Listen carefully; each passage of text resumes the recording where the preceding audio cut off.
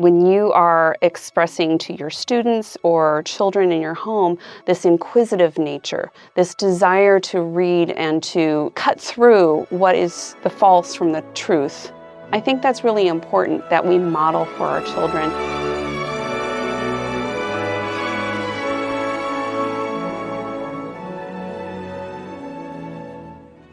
Hello, and welcome to the Arts of Language podcast with Andrew Pudewa, founder of the Institute for Excellence in Writing, or as many like to say, IEW. My name is Julie Walker, and I'm honored to serve Andrew and IEW as the Chief Marketing Officer. Our goal is to equip teachers and teaching parents with methods and materials which will aid them in training their students to become confident and competent communicators and thinkers.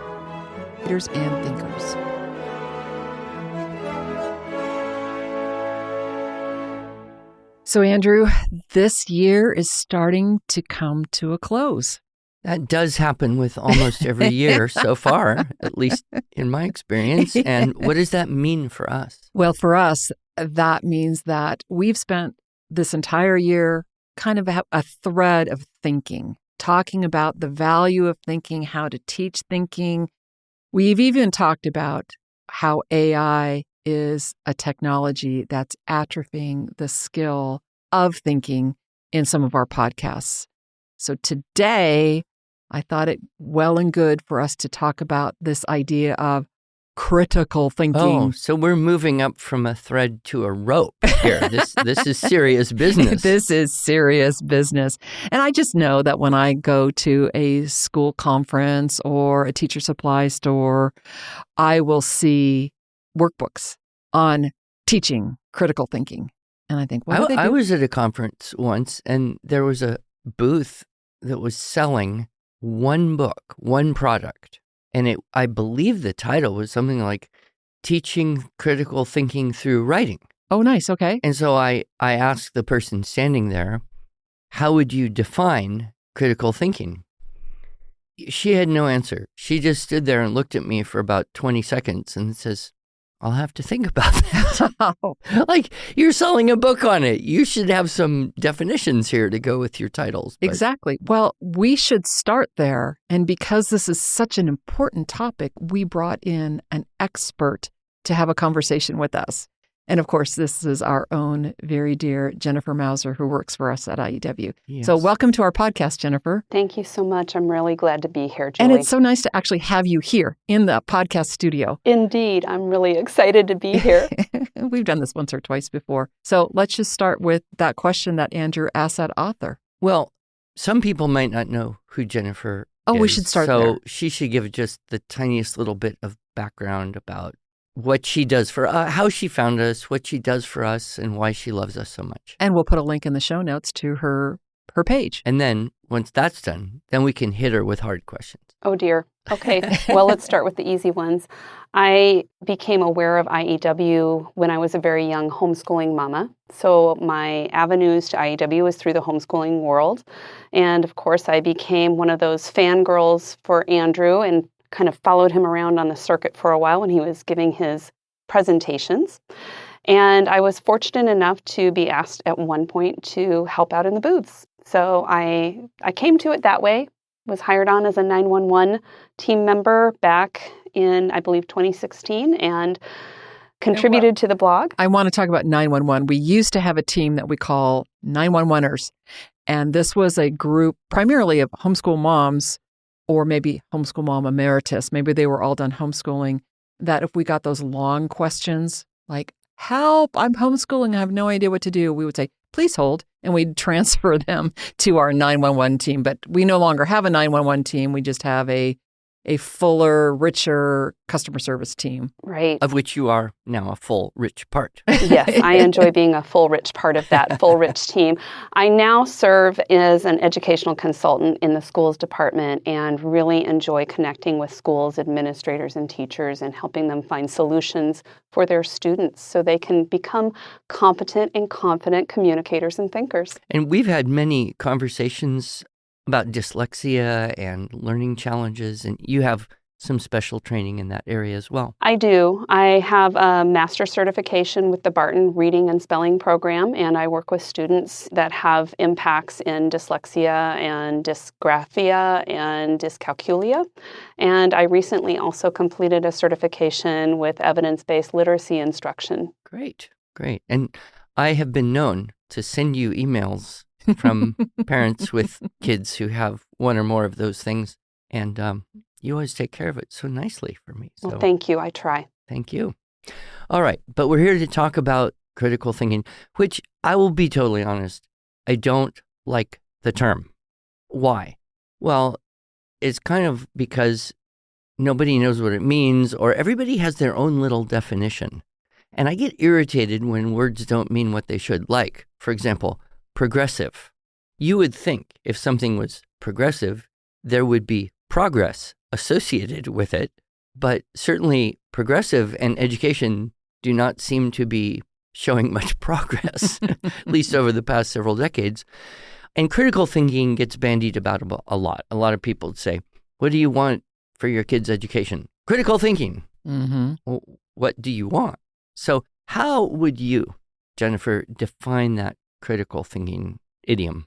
When I think of critical thinking, I think of a way of taking information and not just accepting it at the face value, but really turning it over in one's mind. For me, critical thinking starts with building a schema as a child would, whether it's through play, through travel, through books, through conversations, through education. And as they build that background information, they can access different parts of it as they take in new information, mull it over, and possibly be able to come to a decision about its veracity or its nuances that they take into themselves and are able to apply as they continue to grow and learn. That is so important. Everyone should reflect on what she just said because kind of normal superficial conversation is that critical thinking is a skill which somehow you can teach. But what she said is you have to have a lot of information to be able to have any judgment of new information coming to you. Therefore, it reinforces the idea that knowing stuff is good. Well, and I love the part, Jennifer, that you said about turning it over in your mind. That takes a little bit more time. And, in our world today, everything is so fast. Our reels that we see on social media, if they're longer than 10 seconds, we're just swiping past them. And yet we don't take the time to ponder anew. Well, but it's hard to ponder if you don't have connections to ponder with. And I think that might be part of the whole conversation is just we have lost what I think used to be an instinctive knowledge that knowing a lot is good, it's valuable, it helps us. But now we see that people kind of argue, well, why know names and dates and places, and why learn the capitals of the countries, and why even learn math facts if you've got devices and Wikipedias and calculators and AI to just give you all that stuff. So make a little apologetic for us here on what kinds of things that you can learn will help you when you get to this wanting to think critically. Well, when I think about the aspect of taking in this knowledge and making it a part of yourself, but not only that, having it reflect your own values, your mores, and what it is that you want to do and how you want to make the change in your world, is you have to decide truth.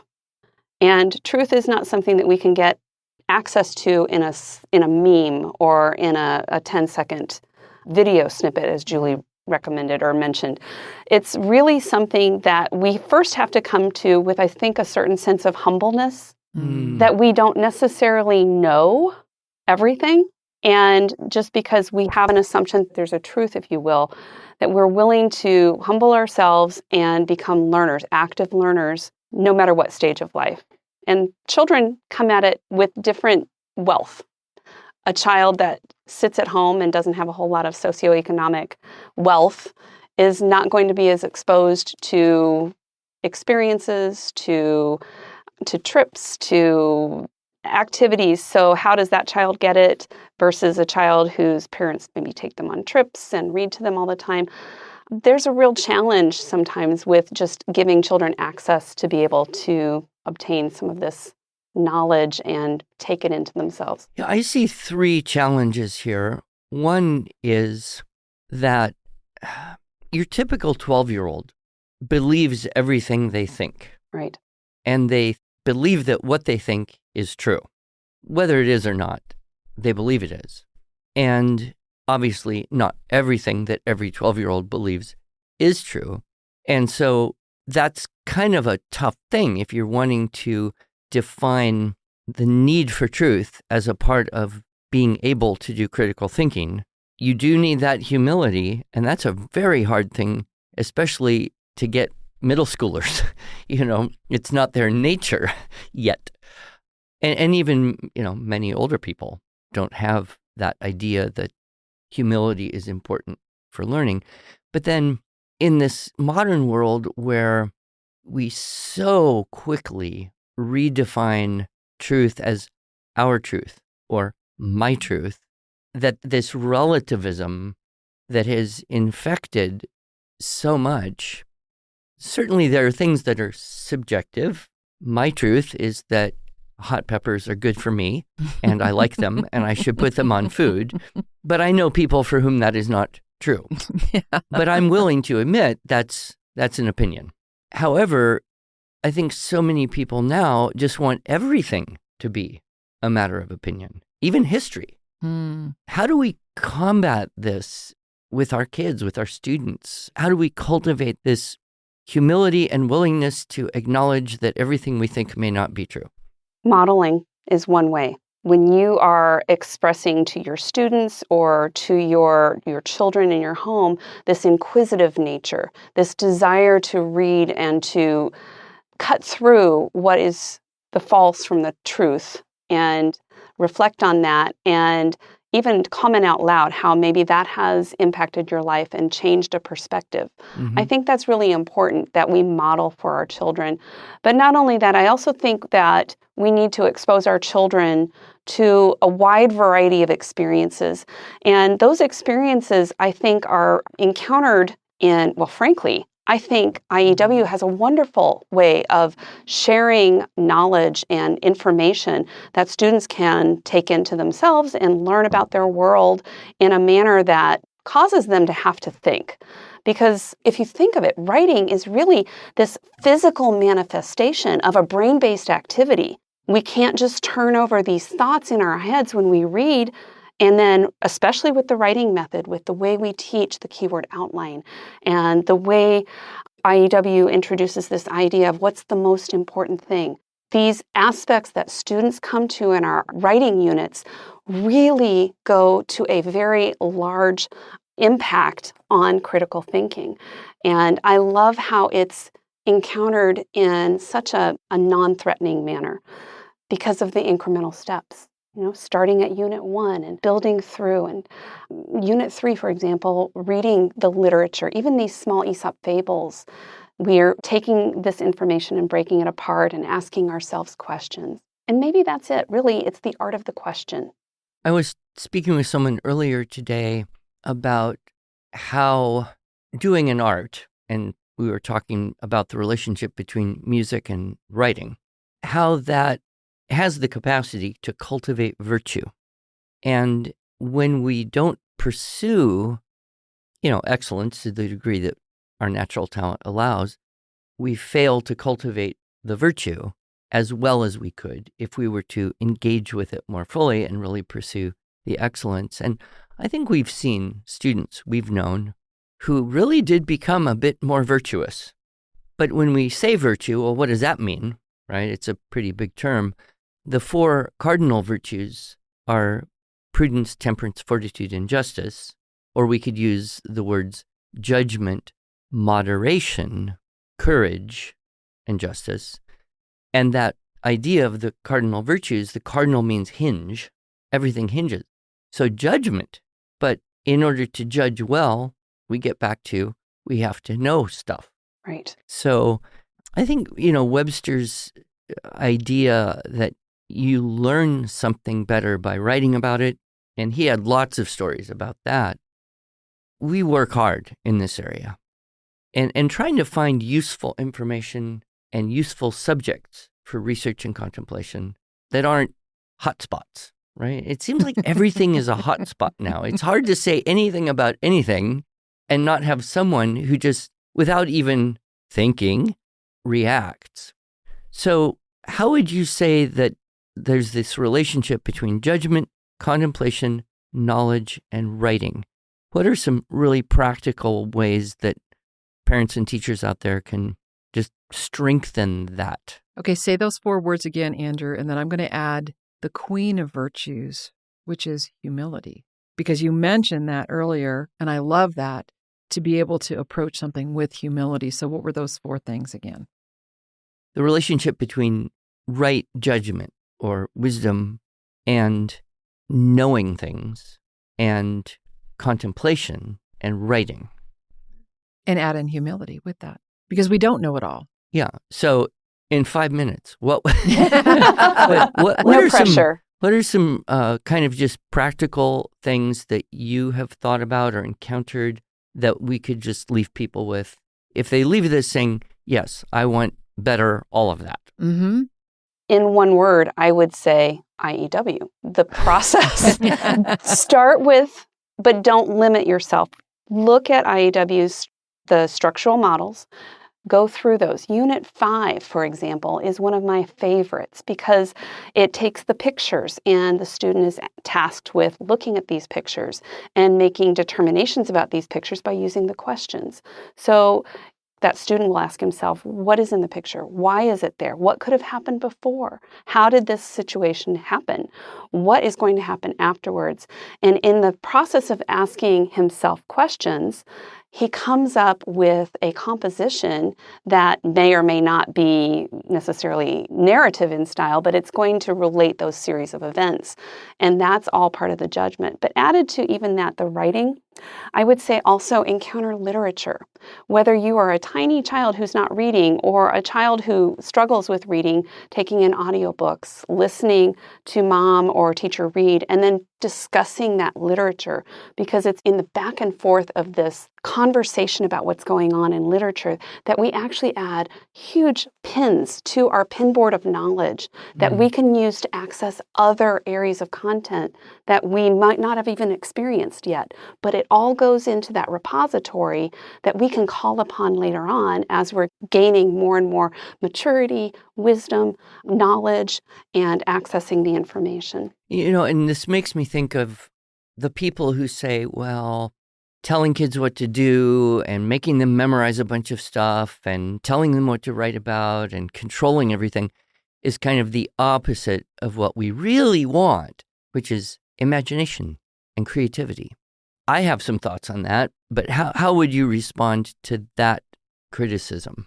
I think that putting things in our memory makes it accessible for us to pull out and apply in other areas of our lives. That goes for vocabulary, it goes for dates, it goes for poetry, scripture, if you will. Anytime we can add something that we can access, it's a treasure within us. And that gives us even more facility with other information as we encounter it. So I think memorization is incredibly important. And I think it's a travesty and a tragedy that our phones have taken over as the repository for our access of information. Well, and it affects young people so much more because my first inclination, if I need to know something, would be to try and remember or find a book that I might have read or know about, or even go to an encyclopedia or something, even an online encyclopedia. But I want to find it. Most young people, it's just like, just ask your phone. There's no engagement with the search. And I don't know where that's going to bring us eventually. But there are a lot of us out there that really are realizing that we've got to be careful. You know, as Julie said at the beginning, this technology will atrophy the skills which it replaces. How far down can we atrophy the skill of thinking and still be operating in a human way at our potential? I don't know the answer to that, but I can say it's very concerning when we are asking artificial intelligence to tell us, how do we think about something?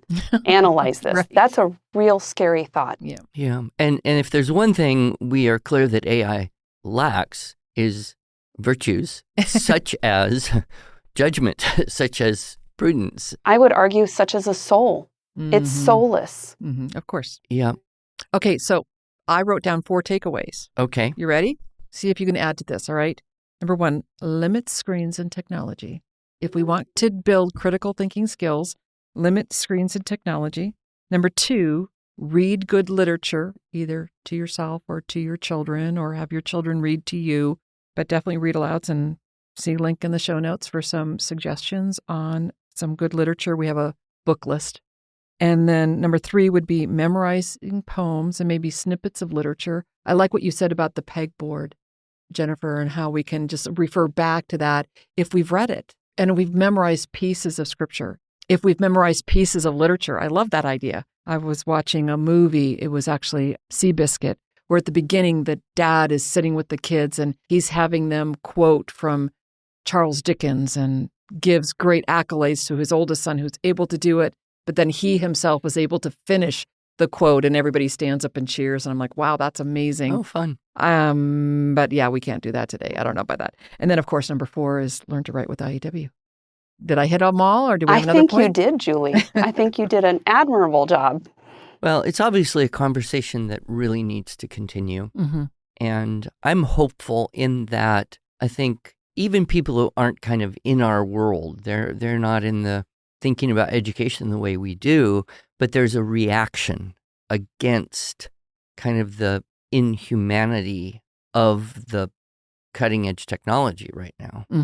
And so a lot of people, I think they're going to be looking for ways to think about this and maybe returning to the idea that carrying information around in your head is good. And the best way to learn it is memorize and write. Yeah. Our time goes by so fast, Andrew, doesn't it? Why don't we do those long-form 2-hour podcasts? Let's not. Let's not. Jennifer, thank you so much for joining us for this podcast today. Thank You're always you. a delight. Always I appreciate a delight. it. Yeah, Thank God you. bless you.